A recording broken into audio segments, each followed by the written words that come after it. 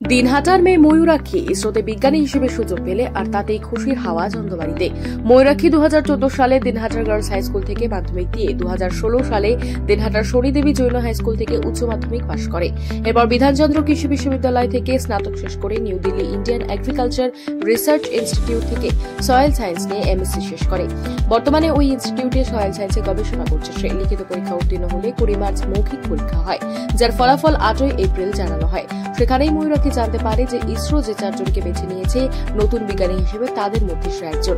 আর এরপরেই তার বন্ধুরা তার বাড়িতে খবর দেয়। ময়ূরাক্ষীর বাবা প্রদীপ চন্দ্রের কথায় মেয়ে বরাবরই ভালো ছাত্রী, ওর সাফল্যে আমরা খুবই খুশি। ময়ূরাক্ষী জানায় বর্তমানে সে new Delhi Indian agriculture research institute থেকে গবেষণা করছে। এর মাঝে এই সুযোগ তার বড় পাওনা। তার কথায় ইসরোর ন্যাশনাল রিমোট সেন্সিং সেন্টারে বিজ্ঞানী হিসেবে সুযোগ পেয়েছি।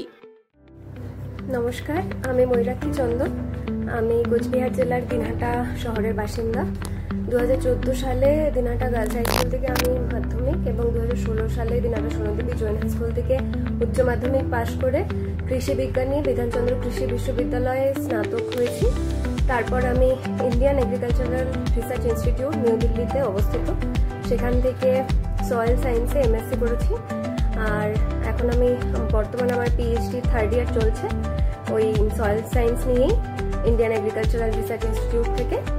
আর আমি ইসরোর আন্ডারে যে এনআরএসসি আছে, ন্যাশনাল রিমোট সেন্সিং সেন্টার, সেখানে সায়েন্টিস্ট হিসেবে নির্বাচিত হয়েছি। এই সাফল্যের জন্য আমি সমস্ত কৃতিত্ব আমার পরিবারের লোকজন, আমার মা বাবা, বোনকে দিতে চাই। অনেক ধন্যবাদ। দাদা, আপনার মেয়ে ইসরোতে সুযোগ পেয়েছে বিজ্ঞানী হিসেবে, কি বলবেন এই বিষয়ে? এটা তো মানে অনেকটাই আমাদের এক্সপেকটেশনের বাইরে। যদিও খুব মানে পড়াশোনার প্রথম থেকে ওর ট্র্যাক রেকর্ডটা খুব ভালো ছিল, কিন্তু ইসরো সায়েন্টিস্ট একটা মানে আলাদা ধরনের ব্যাপার, তো তার জন্য আমরা সবাই খুব খুশি। কবে জানতে পারলেন? কালকে রাত্রে আমরা ট্রেনে ছিলাম। সেই সময় ওর বন্ধুরা দিল্লি পুসাতে পড়াশোনা করে, তো পুসার থেকে ওর বন্ধুরা খবর পাঠায় যে এরকম ময়ূরাক্ষী ইয়েতে চান্স পেয়েছে। আপনারা ওনাকে জানায়েন না, ময়ূরাক্ষীকে জানায়েন না, আমরা এখানে ওকে এয়ারপোর্টে যাই একটা মানে ওকে একটু করবো আর করে। তারপরে আমরা ওকে জানাই নেই। তারপরে এয়ারপোর্টে ওরা যখন বন্ধুবান্ধবরা এসে ওকে অনেক কিছু মানে উপহার টুপার দিয়ে জানিয়েছে, তারপরে আমাদের জানিয়েছে। কেমন লাগছে এখন? খুবই ভালো। মানে এটা তো আমরা ভাবতেই পারিনি যে ও এইরকম একটা জায়গায় যাবে, একটা ভালো চাকরি পাবে, এইটুকু আশা করেছিলাম। যে বরাবরই মানে পড়াশোনার ট্র্যাক রেকর্ডটা খুব ভালো, কিন্তু পুষার সায়েন্টিস্ট এটা তো একটা মানে অন্য ধরনের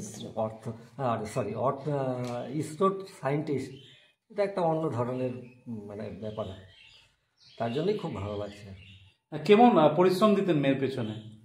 মেয়ের পেছনে প্র্যাকটিক্যালি মানে ও যা করেছে তার জন্য 90%ই ও নিজের থেকেই করেছে। আমরা যেটুকু বাবা মা হিসাবে সাপোর্ট দিতে হয়, ফিনান্সিয়াল বা অন্য সব দিক দিয়ে, সেগুলো সাপোর্ট দিয়েছি। কিন্তু মানে পড়াশোনার যে ব্যাপারটা, সেটার কৃতিত্ব যদি কিছু করে থাকে সেটা সম্পূর্ণ